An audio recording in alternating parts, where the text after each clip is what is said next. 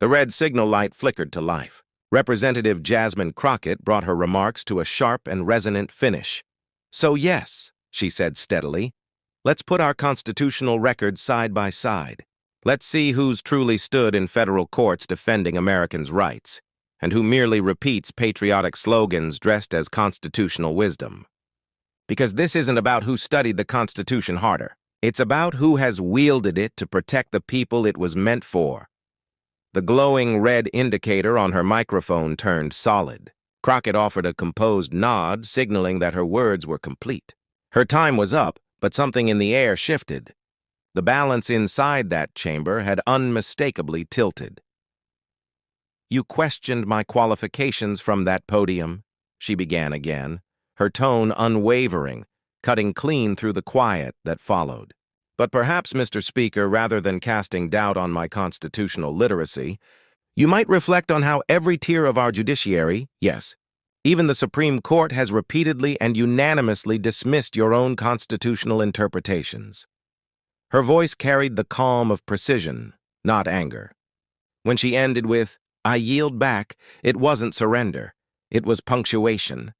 The instant she sat down, the Democratic side of the chamber broke into an extraordinary standing ovation, shattering usual decorum. Rarely did the House erupt like that, but what had just unfolded was no ordinary floor exchange. It was a defining moment. Across the aisle, Republicans sat in uneven silence. A few moderates remained still, their expressions conflicted. Others looked unsettled, staring ahead as if uncertain of what they had just witnessed. At the Speaker's rostrum, Mike Johnson seemed frozen for a beat too long. His complexion had drained, his posture stiff.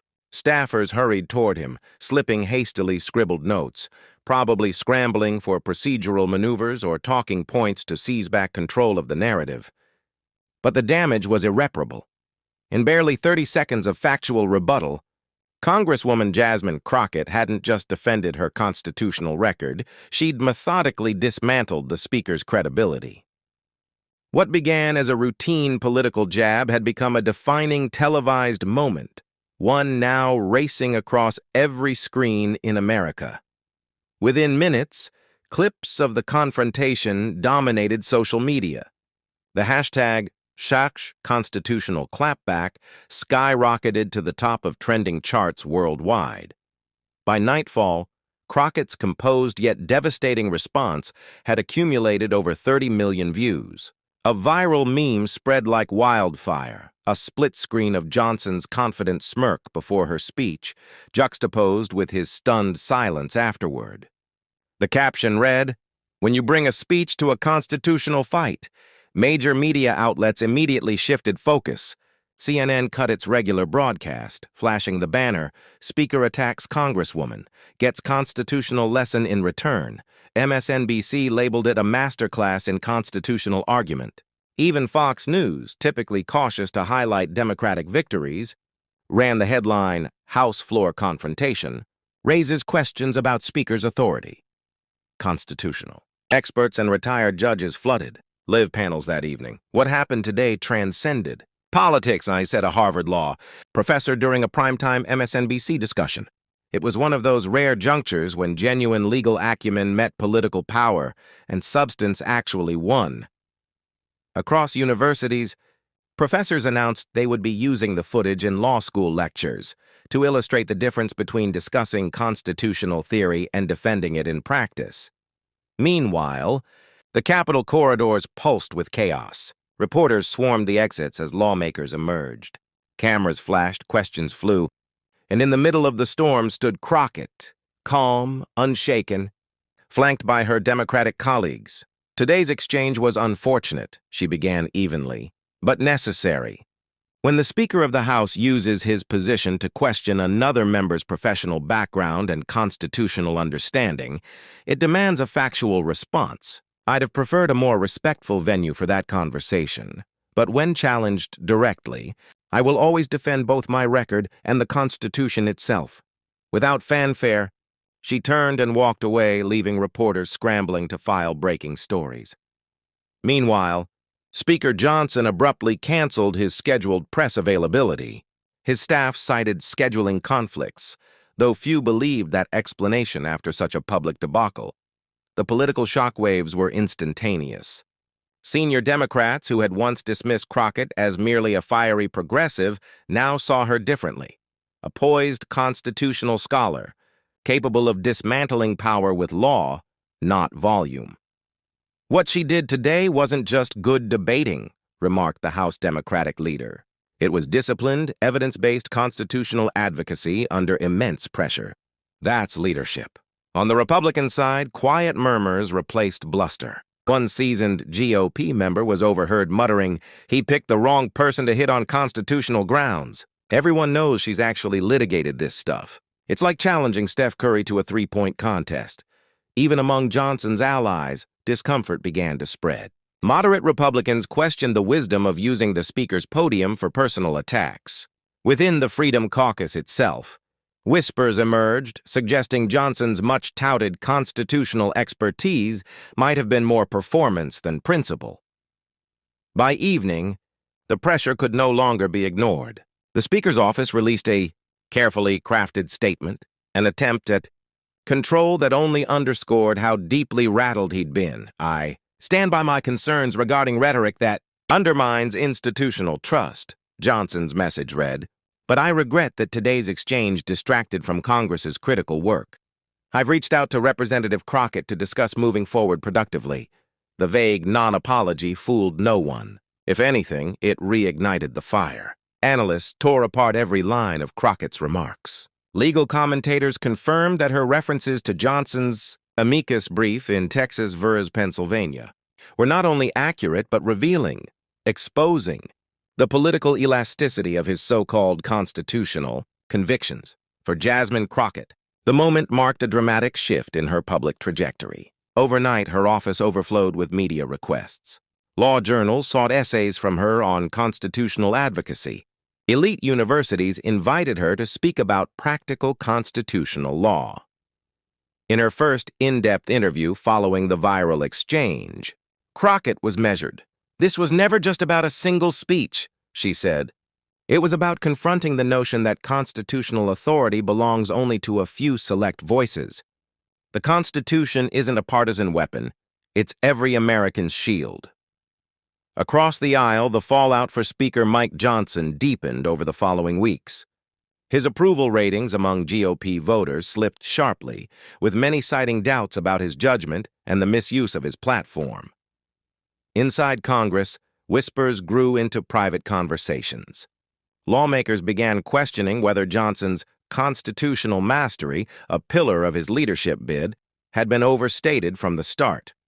When the exchange first aired live on C-SPAN, the House floor had already begun filling beyond capacity. Members from both parties left their offices to witness what felt historic.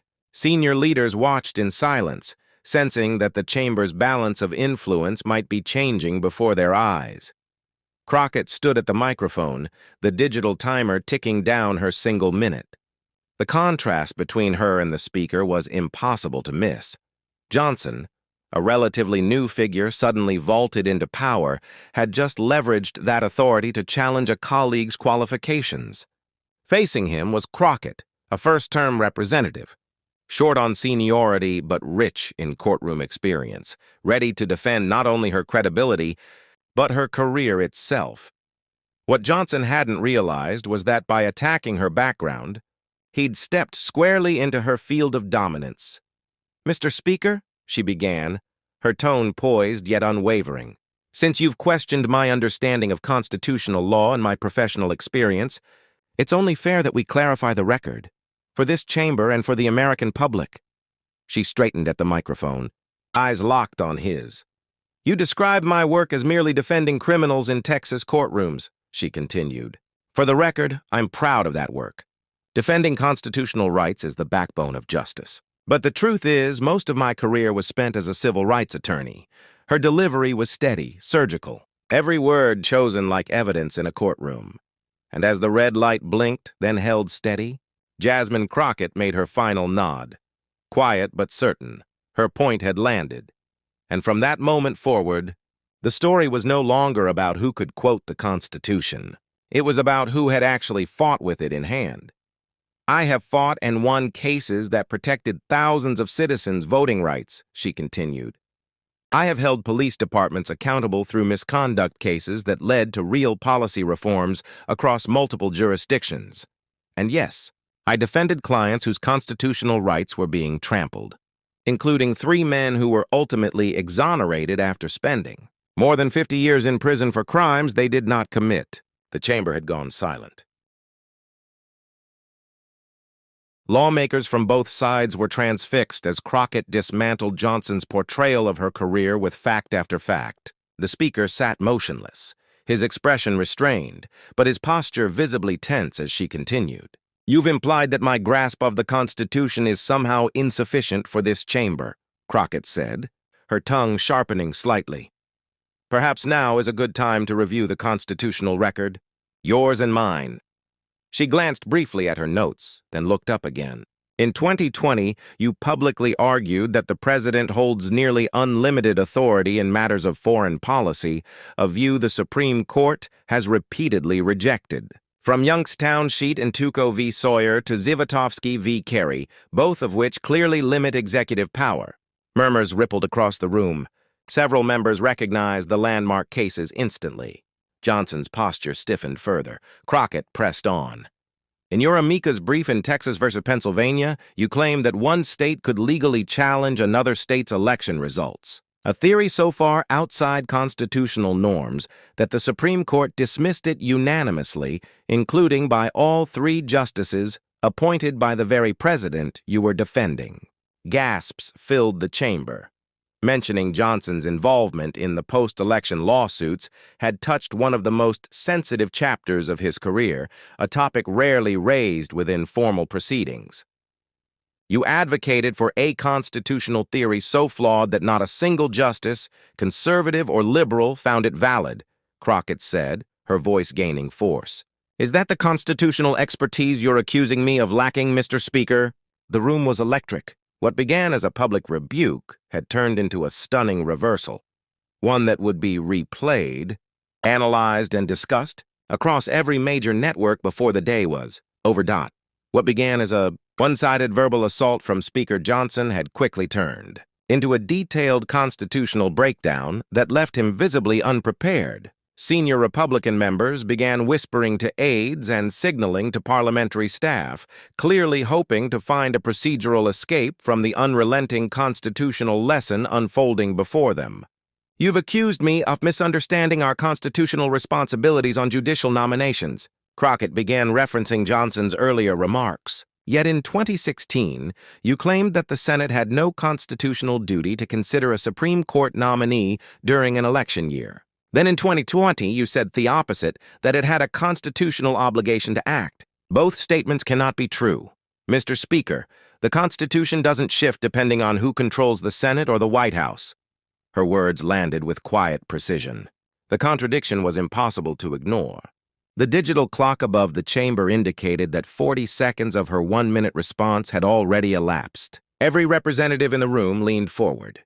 Anticipating her closing words, Johnson looked increasingly uneasy, his hand hovering near the gavel as he weighed whether to interrupt, an action that would only strengthen her point about selective constitutional reasoning. Before he could decide, Crockett delivered her sharpest strike yet.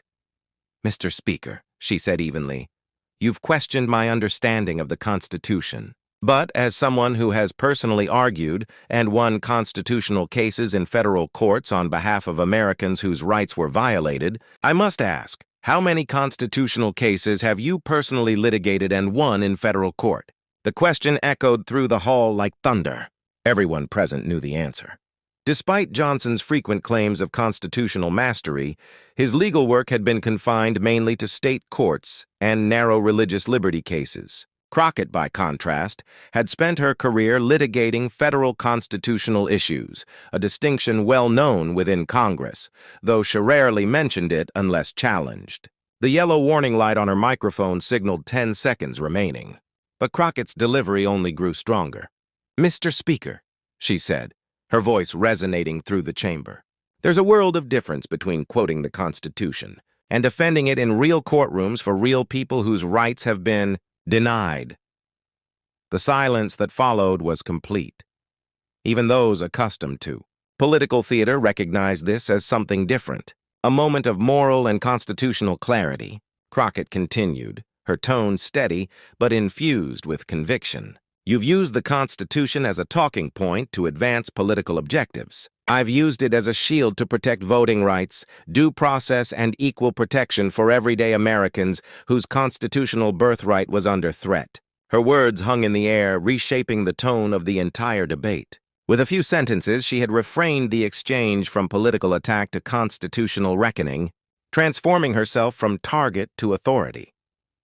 My understanding of our founding document doesn't come from selective citation, she said, but from standing beside citizens whose rights were being violated, black voters purged from rolls, defendants denied fair trials, and individuals brutalized by the state's unchecked power. The chamber's balance of power had completely shifted. Though Johnson still sat elevated behind the speaker's gavel, every eye was now fixed on Crockett. Her poise, command of legal principle, and courtroom experience had made her the undisputed authority in that moment. You mentioned my background in criminal defense as though it disqualifies me, Crockett continued, her voice unwavering.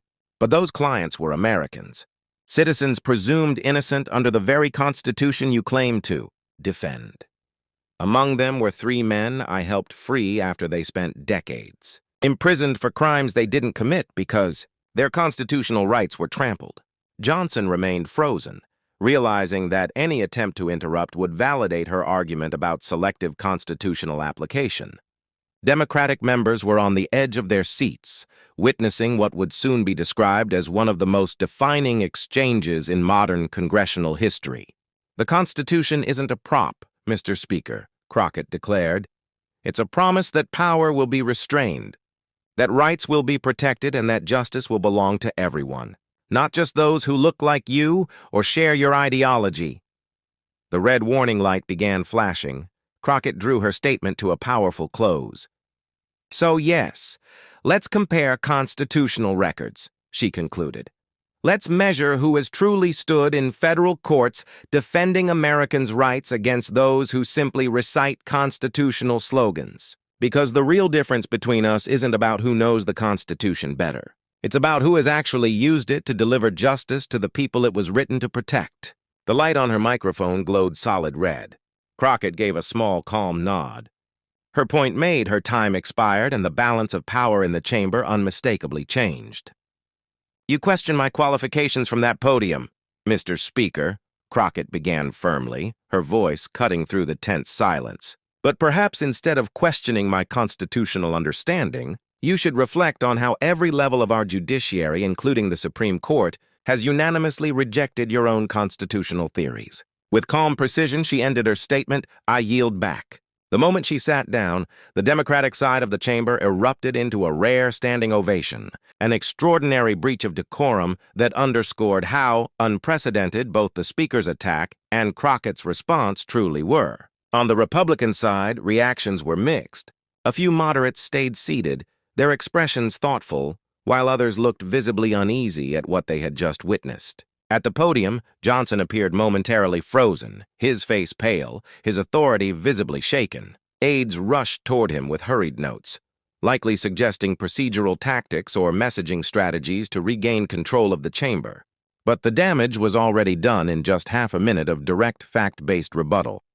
Congresswoman Jasmine Crockett had not only defended her own constitutional record, but had also raised deep and unavoidable questions about the Speaker's grasp of the very document he claimed to champion. What began as a personal political attack had evolved into a defining national moment, a televised exchange that millions of Americans could now witness and judge for themselves within minutes. Clips of the confrontation exploded across social media. The hashtag #RearConstitutionalClapback skyrocketed to the top of trending lists worldwide. By that evening, Crockett's calm yet devastating response had reached over 30 million views across major platforms. One viral meme showed a split screen of Johnson's confident expression before her remarks and his stunned silence afterward. Captioned, "When you bring a speech to a constitutional fight, Major news outlets immediately shifted their programming. CNN interrupted its regular broadcast with the headline, "Speaker attacks Congresswoman, gets constitutional lesson in return." MSNBC described it as a constitutional masterclass. While even Fox News ran the banner, House floor confrontation raises questions about Speaker authority. Across the nation, constitutional law experts and former federal judges were quickly invited to appear on live panels. "What we saw today wasn't just politics," explained a Harvard law professor during an MSNBC segment. "It was a rare moment when legal expertise met.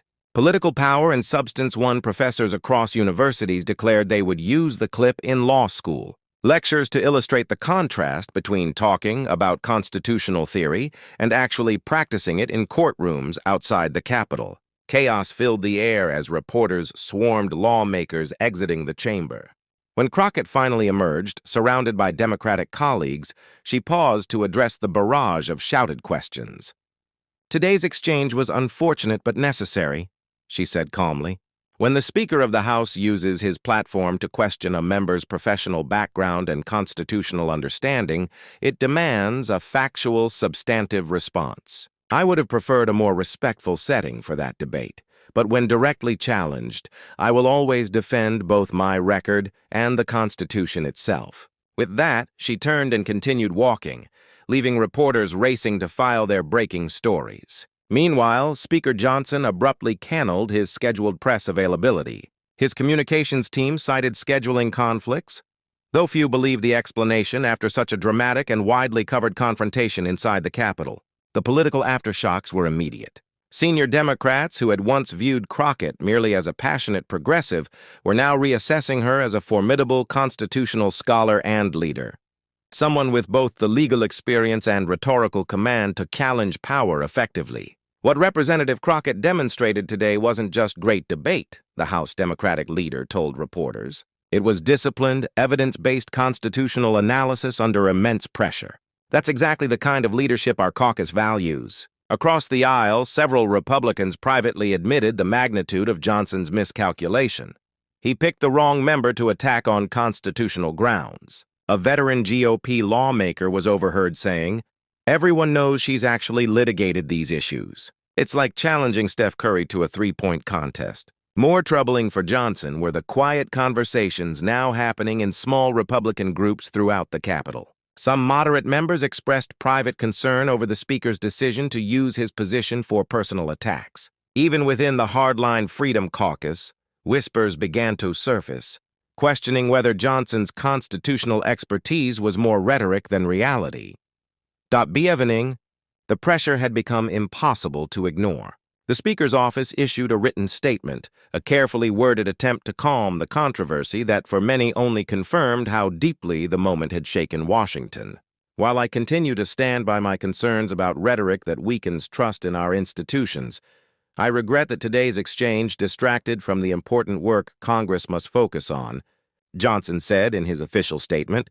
"I have reached out to Representative Crockett to discuss how we can move forward productively." The carefully worded message, a non-apology wrapped in political language, satisfied no one. Instead, it only reignited discussion about the confrontation that had already captured national attention. Constitutional scholars across media outlets dissected every line of Crockett's rebuttal, noting that her summary of Johnson's amicus brief in Texas v. Pennsylvania was not only factually accurate, but revealing of how he interpreted constitutional law for political convenience for Congresswoman Jasmine Crockett. The moment became a major turning point in her public career. Suddenly, her office was flooded with interview requests from networks that had barely noticed her before. Prestigious law journals invited her to write about her constitutional perspective, and top universities reached out for guests. Lectures on practical constitutional advocacy. In her first detailed interview following the viral moment, Crockett explained that exchange wasn't just about one speech or one speaker. It was about challenging the idea that only certain people from certain backgrounds get to define constitutional authority. The Constitution belongs to every American, not just those who cited to justify selective ideologies. Meanwhile, the professional fallout for Speaker Mike Johnson deepened over the following weeks. His approval ratings among Republican voters dropped sharply, with many citing concerns about his judgment and his misuse of the Speaker's podium. Inside Congress, murmurs grew louder. Lawmakers began privately questioning whether Johnson's much-touted constitutional expertise, a major selling point of his leadership bid, had been overstated. The damage went beyond optics. Johnson's ability to lead floor debates on constitutional issues, from judicial nominations to executive power, was now compromised. Democrats repeatedly invoked the Crockett Exchange when contesting his procedural rulings, while even Republicans began feeling more confident publicly challenging his interpretations. 3 months later, when another high-profile constitutional issue reached the House floor, Johnson made an extraordinary decision. He handed the gavel to a deputy before speaking, a quiet but telling acknowledgement that his credibility on constitutional matters had been deeply weakened by that single encounter with Crockett for veteran lawmakers and constitutional scholars. The moment became a case study in congressional history, proof that genuine expertise can still triumph over institutional hierarchy. As one Yale law professor wrote in the Yale Law Journal, Representative Crockett's response showed that meaningful constitutional debate requires more than reputation or title. It requires a coherent understanding of constitutional principles and how they work in real life. Within Washington, the takeaway was unmistakable. Underestimate Jasmine Crockett at your own risk. The freshman representative from Texas had transformed herself from a passionate newcomer into a national constitutional authority, permanently shifting perceptions of who gets to claim expertise in America's political and legal debates. A senior congressional aide put it bluntly in a Washington Post retrospective. Before that night, people could claim constitutional authority just by citing ideology or credentials. Now there's a higher bar. You'd better be able to defend your interpretation with real understanding, because someone like Crockett might expose your gaps in front of the entire country. For ordinary Americans watching the drama unfold, Crockett's 32-second constitutional masterclass offered something rare in today's politics, a moment of absolute clarity. It was where substance outshined status, where lived experience proved stronger than abstract theory, and where the heart of the Constitution, its promise of protection and equality, stood at the center of national attention. The message resonated far beyond Washington. In America's ongoing debate about the Constitution, true authority doesn't come from titles, seniority, or partisan loyalty. It comes from those who can clearly explain how our founding principles apply to real people in real situations. Not just those with power, but those fighting to be heard. Subscribe for more political deep divvies and historic congressional moments. That unforgettable exchange where Jasmine Crockett calmly dismantled Speaker Johnson's constitutional claims proved one thing: authentic expertise always defeats political posturing. Did you catch the exact moment when his confident attack turned into stunned silence? If you enjoyed this in-depth breakdown of real accountability and constitutional debate, hit subscribe and tap the notification bell to stay updated on upcoming videos. We bring you top congressional showdowns, epic floor confrontations, and real-time analysis of how power and principle collide in Washington. Top upcoming videos. 10-time speakers got schooled on the House floor, historic constitutional clashes in Congress, and the art of defending expertise under fire. Where are you watching from? Tell us in the comments and share your thoughts on this historic takedown. Was this the most satisfying congressional moment of the year? Like, share, and subscribe to help us keep creating more content that celebrates truth, expertise, and real constitutional courage.